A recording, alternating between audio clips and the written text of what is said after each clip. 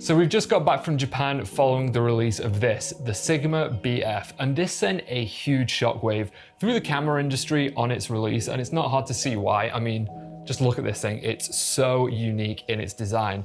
But after the launch event, I was able to take the Sigma BF with me around the streets of Japan just to see what it's like as an everyday camera once the dust has settled around its release.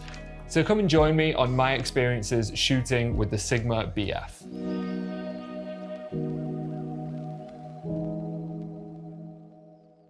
First off, I just want to clarify who this camera is for. This is for taking your everyday snaps of your friends, your family, your travels, everyday life. Is this going to replace your working professional camera? No. But what this will do is if you're going away for a weekend, for example, you'll probably want to take this over a massive mirrorless body, or if you want a dedicated camera, for example, having something like the BF will allow you to not only stay in the moment, but you'll get fantastic results in the process as well. Also, before we get into it, let's just take a second to appreciate how good the BF looks. I mean, this unibody design is something that's pretty special. It takes 7 hours to carve the body out of one single piece of aluminium. Yes, aluminium, that's how you say it. And it's definitely the most striking camera I've seen in a while. I mean, even this like detail here, like the little raised bit, a bit of texture on the front for your grip.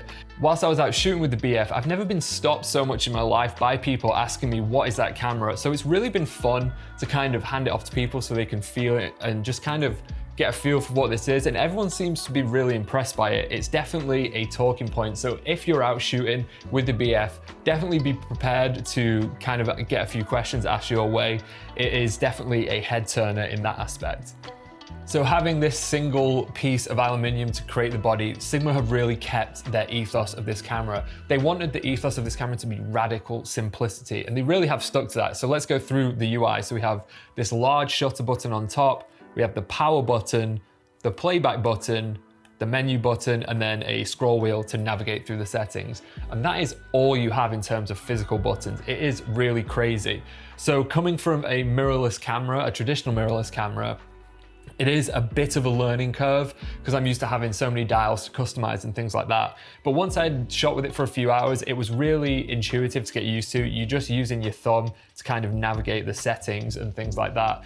And if you're coming from a smartphone, oh my goodness, this will be a breeze to you. You'll just be able to navigate and use it so quickly so that the camera's UI is completely out of the way and you can just focus on shooting. It is really intuitive how they've set this up. I'm really impressed with it. But my favorite piece of the UI has to be this little cutout screen here. And this basically shows you what setting you're changing at that time. So for example, I'm on ISO right now. So I'll just adjust that, go slightly down. And if I want to go to shutter speed, I'll tap left a couple of times, and then I'll dial through that way. So on the main menu screen, we have very limited settings that you want to change. Sigma have put these in because they believe that these are the settings that you're most likely to change most often when you're shooting. And then also we have the 13 different custom color profiles. And these are essentially baked in looks to your JPEG files so you can get different looks straight out of camera, you can post them straight away.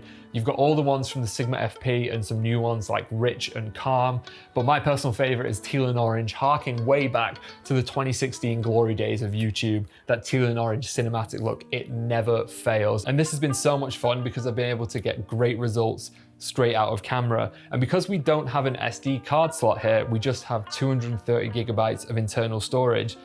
If you have USB-C connection on your phone, you can plug it straight in to your phone, to the camera, swap them over really quickly, or even if you want to edit off the Lightroom app, we found that we could do that pretty quickly because the connection is really fast on here. So if you want to make quick edits, quick adjustments on the Lightroom app on your phone, you can do that plugged straight into the camera, which is a pretty cool feature. And jumping further into the UI, in the sub menu, we have things like grid lines if you want the center mark on, stuff like if you want the focal range or the focus range on display on the camera so you can see where you are. So you might not want to change these that often, but they're there, pretty easy access. And then into the system settings, you have the things that you're most likely to set and forget, like the date and time, things like that. And that really is the whole UI for the Sigma BF. And again, Sigma really have delivered on their promise of radical simplicity. And I know there may be varying degrees of love for the UI of this camera, but I personally love it. I mean, again, this is for capturing everyday moments with your friends and whatnot. So if I can just change my settings with one finger and the camera just gets out of the way and just lets me focus on capturing the shot and staying in the moment, That's what this camera is for, and I think they really have delivered on that. But none of this really matters if the BF doesn't take good photos, but I can confirm I've got some really great results out of the 24 megapixel full frame sensor. And thanks to the hybrid phase detect and contrast-based autofocus system, it's been locking onto my subjects really fast. And we have AI, human and animal tracking, which is always a great thing to see. You do only have two options for autofocusing mode. You have area or 1 point. I've personally been using 1 point and using my finger to tap where I want it to focus, but the odd occasion I have been in area, it's worked absolutely fine as well. One thing I've noticed is that DNG files have been really flexible when I've been editing, so getting your personal stylized look is really easy. And like I mentioned before, we have 230 gigabytes of internal storage with the Sigma BF. And I've seen people comment about this online, but bearing in mind that is 14,000 JPEGs, 4,300 DNG files, and about 2.5 hours of 6K log footage.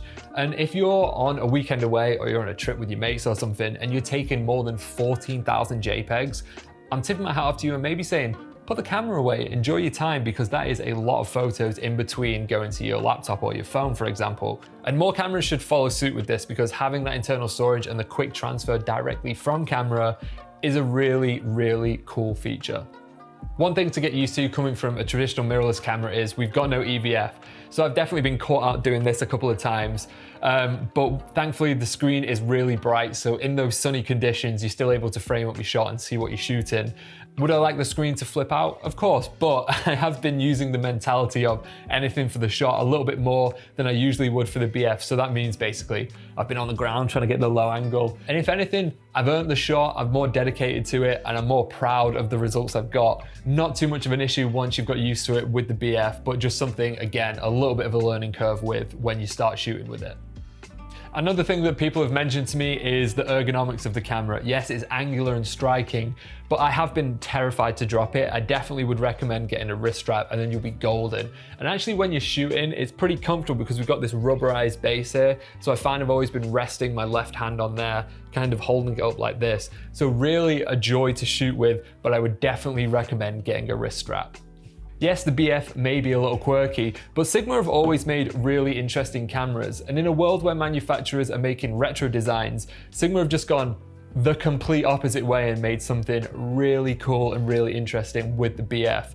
And once you get past the learning curve of the UI, being able to use this in an everyday camera is so much fun. And speaking to the engineers in Aizu about how they made this and why they made this, it's hard not to appreciate what Sigma have done with the new BF. So I know the comment section is going to be a little bit lively, so let me know your thoughts down below. But I hope you enjoyed this video, and I've been Matt, and thanks for geeking out with me on the new Sigma BF.